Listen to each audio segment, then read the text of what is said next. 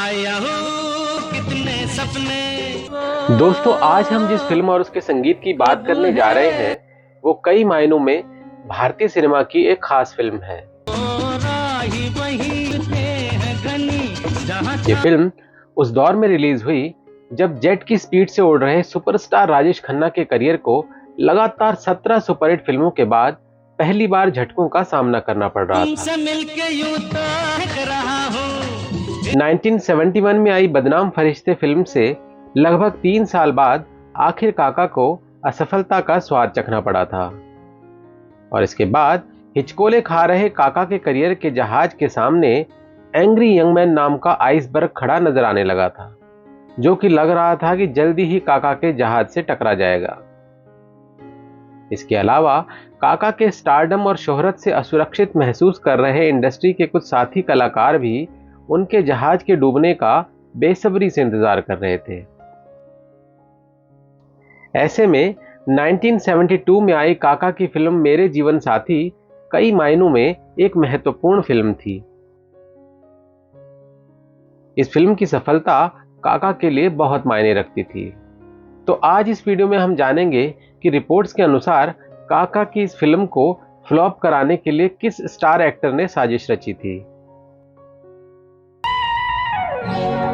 कैसे किशोरदा की अमर आवाज और पंचम दा के जादुई संगीत ने इस डूबने जा रही फिल्म को राजेश खन्ना की एक यादगार फिल्म बना दिया।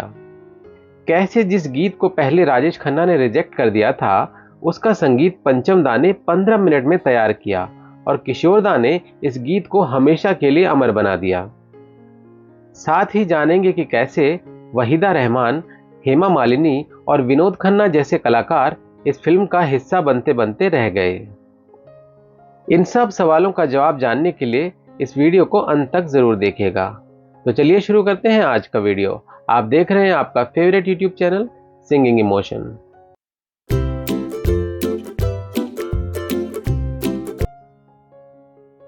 दोस्तों, फिल्म इंडस्ट्री में सफलता के शिखर पर पहुंचना तो निश्चित रूप से एक उपलब्धि है, पर समय के अनुरूप खुद को ढालते हुए शिखर पर बने रहना बहुत मुश्किल है।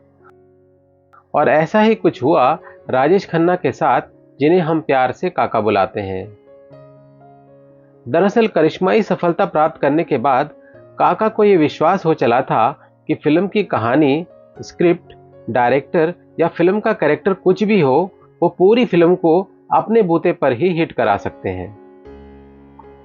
इसके चलते लगातार 17 सुपरहिट फिल्में देने के बाद काका से फिल्म की स्क्रिप्ट, कैरेक्टर और डायरेक्टर इत्यादि के चुनाव में कई गलतियां हुई, जिसके चलते उनकी कुछ फिल्में नहीं चली और दर्शकों पर छाया उनका जादू टूटता हुआ सा नजर आने लगा।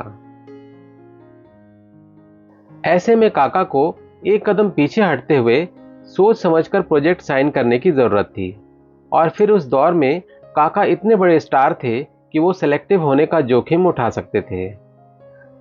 दोस्तों, 1972 में आई फिल्म मेरे जीवन साथी काका की एक ऐसी ही फिल्म थी जिसकी स्क्रिप्ट, स्क्रीन प्ले और कैरेक्टराइजेशन को और बेहतर किया जा सकता था। बिजनेसमैन आइंदा मेरी बेटी से न मिलने के लिए तुम्हें कितनी रकम चाहिए? मैंने साइन कर दिया। काका की ये फिल्म ऐसे समय रिलीज हुई जब काका को अपना स्टारडम बरकरार रखने के लिए एक सुपरहिट फिल्म की सख्त जरूरत थी। इस फिल्म के डायरेक्टर थे रविकांत नागाइच और फिल्म के मुख्य कलाकार थे राजेश खन्ना, तनुजा, बिंदु, हेलेन और सुजीत कुमार। 1971 में आई सुपरहिट फिल्म हाथी मेरे साथी के बाद तनुजा के साथ ये राजेश खन्ना की दूसरी फिल्म थी। प्रतिभाशाली कलाकारों से सजी मेरे जीवन साथी की पटकथा हालांकि बहुत ज्यादा प्रभावशाली नहीं थी, पर एक बात जो फिल्म के हक में गई वो ये थी कि काका ने इस फिल्म के संगीत पक्ष को मजबूत रखने पर काम किया और हमेशा की तरह अपने स्वर्णिम दौर से गुजर रहे दो महान कलाकारों आर डी बर्मन और किशोरदा को म्यूजिक डायरेक्टर और सिंगर के तौर पर चुना। चला जाता हूं ऐसे में जबकि काका को इस फिल्म की सफलता की सख्त जरूरत थी, एक ऐसी अप्रत्याशित घटना हुई जिससे इस फिल्म को नुकसान पहुंचा। फ्रेंड्स, मेरे जीवन साथी फिल्म के प्रोड्यूसर हरीश शाह ने अपनी किताब में बॉक्स ऑफिस पर फिल्म की औसत कमाई के लिए उस दौर के एक जाने माने एक्टर को जिम्मेदार ठहराया है। निर्माता हरीश शाह ने अपनी किताब में लिखा है कि फिल्म के डिस्ट्रीब्यूटर ने मुझसे अनुरोध किया कि मैं अपनी फिल्म मेरे जीवन साथी की रिलीज को 1 हफ्ते के लिए टाल दूं, ताकि मेरी फिल्म मनोज कुमार अभिनीत फिल्म शोर के साथ रिलीज न हो। राजेश खन्ना उन दिनों सुपरस्टार थे और कोई भी उनसे कंपटीशन नहीं चाहता था। बकौल हरीश शाह, डिस्ट्रीब्यूटर ने उनसे कहा कि वो उनकी फिल्म मेरे जीवन साथी को उस वक्त के पॉपुलर बॉम्बे थिएटर अप्सरा में रिलीज करने देंगे, बशर्ते हरीश शाह इस फिल्म को तय शेड्यूल के हिसाब से शोर फिल्म के साथ न रिलीज करके अगले सप्ताह रिलीज करें। हरीश लिखते हैं, मैं इस बात पर सहमत हो गया और मैंने अगले वीकेंड पर मेरे जीवन साथी रिलीज की। पर हरीश के मुताबिक जब वह अप्सरा थिएटर गए तो ये देखकर हैरान रह गए कि सारी टिकटें बिक चुकी थी। लेकिन इसमें पेच यह था कि फिल्म की टिकट्स ब्लैक करने वाले लड़कों द्वारा सस्ते दाम पर बेची जा रही थी। हरीश लिखते हैं कि इससे हमारी फिल्म मेरे जीवन साथी का कलेक्शन कम हो गया। हरीश के अनुसार जब उन्होंने ब्लैक करने वाले लड़कों से पूछा कि वे ऐसा करके उनकी फिल्म को नुकसान क्यों पहुंचा रहे हैं, तो उन्होंने बताया कि ऐसा करने के लिए उन्हें पेमेंट की गई है। हरीश लिखते हैं कि आगे गहराई में जाने पर मुझे पता चला कि यह सारा गेम वही स्टार एक्टर खेल रहा है जिसकी फिल्म मेरे जीवन साथी के साथ रिलीज हुई थी। क्योंकि ये एक्टर राजेश खन्ना की फिल्म से कंपटीशन नहीं चाहता था, इसलिए उन्होंने सारी टिकटें खरीदी और कौड़ी के भाव बेच दी। हरीश शाह के अनुसार कुछ महीने बाद इस एक्टर ने गिल्टी महसूस करते हुए मुझे भविष्य में मेरी फिल्म में अभिनय करने का प्रस्ताव भेजा, पर मैंने गुस्से में उनका प्रस्ताव अस्वीकार कर दिया। हालांकि उन्होंने किसी अभिनेता का नाम नहीं लिया, पर क्योंकि उस वक्त मनोज कुमार जी की फिल्म शोर रिलीज हुई थी, तो ये अंदाजा लगाना मुश्किल नहीं कि वो किसकी बात कर रहे थे। इस सब के बावजूद भी मेरे जीवन साथी फिल्म में पंचम दा के आइकॉनिक म्यूजिक और किशोर दा की सदाबहार आवाज ने फिल्म को पूरी तरह डूबने से बचा लिया। फिल्म में टाइटल ट्रैक के अलावा 5 किशोर सोलो सॉन्ग थे, 1 किशोर लता ड्यूएट था और 1 आशा भोसले जी का सोलो सॉन्ग था।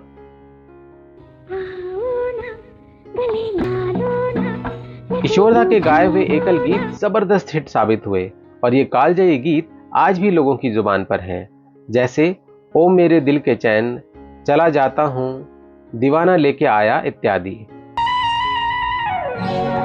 दीवाना ले आया है दिल का तराना। ये गीत फिल्म की रिलीज से कुछ महीने पहले जारी किए गए थे और जनता के बीच काफी पॉपुलर हुए। आज लगभग 50 साल बाद भी शायद ही कोई आर.डी. बर्मन, राजेश खन्ना या किशोर कुमार का सॉन्ग कलेक्शन होगा जिसमें मेरे जीवन साथी फिल्म का कम से कम एक गाना ना हो। दोस्तों, इस फिल्म के म्यूजिक से जुड़े हुए भी कई दिलचस्प किस्से हैं। इस फिल्म के लिए पंचम दा द्वारा बनाया गया पहला गीत राजेश खन्ना और निर्माता हरीश शाह ने अस्वीकार कर दिया था। परेशान होकर पंचम 15 मिनट के भीतर एक वैकल्पिक धुन के साथ वापस आए और फिर मजरू सुल्तानपुरी के लिखे बोलों के बाद ये गीत कालजयी सॉन्ग ओ मेरे दिल के चैन के रूप में सामने आया, जिसे किशोर दा ने अपनी दिलकश आवाज में इतनी खूबसूरती से गाया कि ये गीत आज भी हर महफिल की शान है। एक अन्य रिपोर्ट इस गीत की रचना का अलग ही ब्यौरा देती है। 7 सितंबर 1973 को फिल्म फेयर मैगजीन में प्रकाशित अपने लेख ऑल फॉर ए सॉन्ग में वी श्रीधर लिखते हैं, ओ मेरे दिल के चैन की धुन ने एक रात राहुल देव बर्मन को इतना परेशान किया कि वह 4 बजे सुबह उठ गए। सुबह सुबह उठकर वो इसे गुनगुनाने लगे और फिर अपने कैसेट रिकॉर्डर में इसे रिकॉर्ड करके अपने म्यूजिक रूम में गए और स्कोर को लिखा। और फिर उसी शाम मजरू सुल्तानपुरी ने कुछ ही मिनटों में इसके लिए गीत उपलब्ध करा दिया। इस फिल्म में किशोर दा का गाया मस्ती भरा गीत चला जाता हूं आज भी युवाओं के बीच काफी लोकप्रिय है। चला जाता हूं अंतरे में किशोर दा का यूनिक यॉडलिंग स्टाइल इस गीत को और भी ज्यादा आकर्षक और मस्ती भरा बना देता है। मस्ती के नजारे हैं। दोस्तों, गीत में इस तरह का अनूठा प्रयोग सिर्फ किशोर दा ही कर सकते थे। इसी तरह फिल्म के अन्य सदाबहार गीत जैसे दीवाना लेके आया है, कितने सपने कितने अरमा और भजन आओ कन्हाई मेरे धाम एक गायक के रूप में किशोर दा की रेंज और वर्सेटैलिटी को दर्शाते हैं। कितने सपने कितने अरमा देखो ना मेरे धाम के दिले हो गई। किशोर दा का एकल गीत दीवाना लेके आया है ओ मेरे दिल के चैन की धुन पर ही बेस्ड है। दीवाना लेके आया है। दोस्तों, लता दी और किशोर दा का बेहद खूबसूरती से गाया गया युगल गीत दीवाना करके छोड़ोगे आज भी उतना ही रिफ्रेशिंग और मधुर है जितना कि उस दौर में था। दीवाना कर। इस फिल्म में हेलेन जी पर फिल्माया गया आशा ताई का गाया गीत आओ ना गले लगा लो ना आज भी पंचम दा और आशा जी के बेहतरीन डांस सॉन्ग्स में से एक माना जाता है।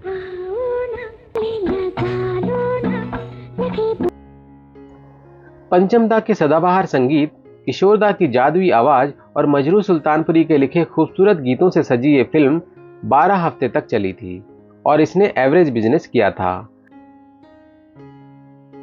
पर क्योंकि काका ने अपनी फिल्मों के लिए इतना हाई स्टैंडर्ड सेट कर दिया था कि उनकी हर फिल्म उन दिनों सिल्वर जुबली होती थी और 25 हफ्ते से ज्यादा चलती थी, इसलिए इससे कम चलने वाली फिल्म को काका की असफल फिल्म मान लिया जाता था।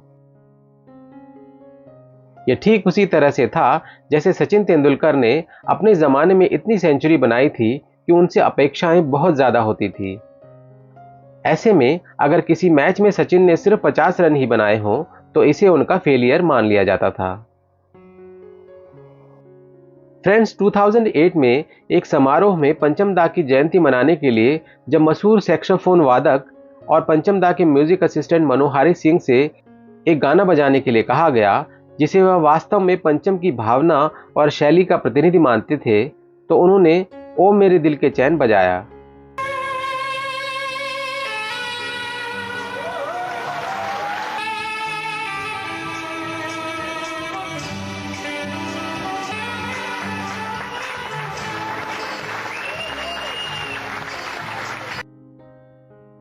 दोस्तों, ये गीत निश्चित रूप से पंचम दा और किशोर दा का एक ट्रेडमार्क सॉन्ग है और इन दोनों महान कलाकारों को रिप्रेजेंट करने के लिए अगर कोई एक गीत चुनना हो तो ये गीत निश्चित रूप से चुना जा सकता है।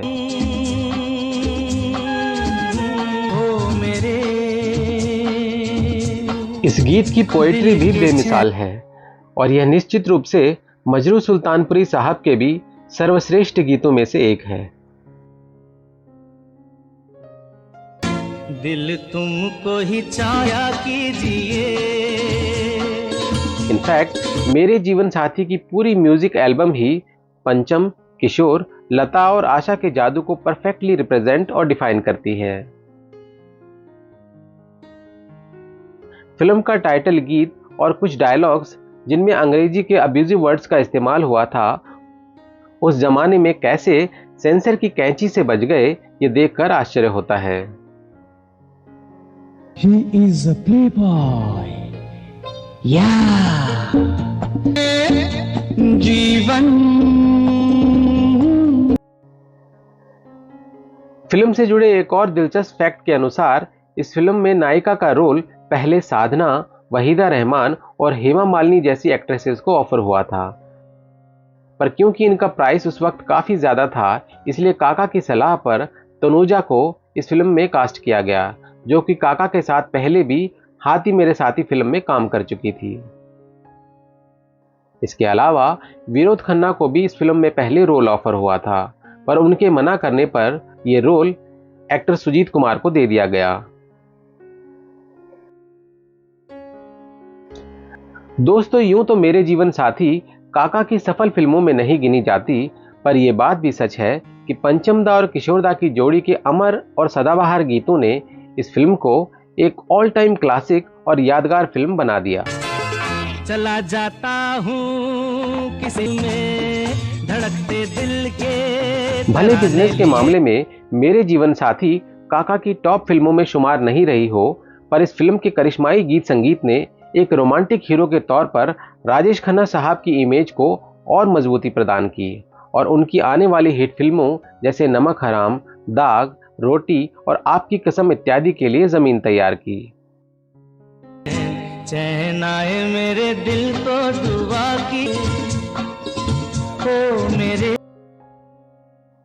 इस लिहाज से मेरे जीवन साथी न सिर्फ पंचम दा और किशोर दा के करियर की बल्कि काका के करियर की भी एक खास फिल्म रही। दोस्तों, अगर आपने ये फिल्म अब तक नहीं देखी है और आप पंचम दा, किशोर दा और काका की सदाबहार जोड़ी के मुरीद हैं तो ये फिल्म आपके लिए एक मस्ट वॉच है। फ्रेंड्स, आप इस फिल्म में किशोर, पंचम और राजेश की तिकड़ी के सदाबहार गीतों और 70 के दशक में भारतीय सिनेमा पर इस फिल्म के प्रभाव के बारे में क्या सोचते हैं, हमें कमेंट में ज़रूर लिखिएगा। मुझे उम्मीद है कि ये वीडियो आपको पसंद आया होगा। अगर आपको यह वीडियो पसंद आया हो तो इसे लाइक और शेयर ज़रूर करें और साथ ही हमारे चैनल सिंगिंग इमोशन को सब्सक्राइब करना न भूलें। जल्दी ही मिलते हैं एक और नई वीडियो के साथ। तब तक अपना बहुत बहुत ख्याल रखिएगा। Thank you for watching.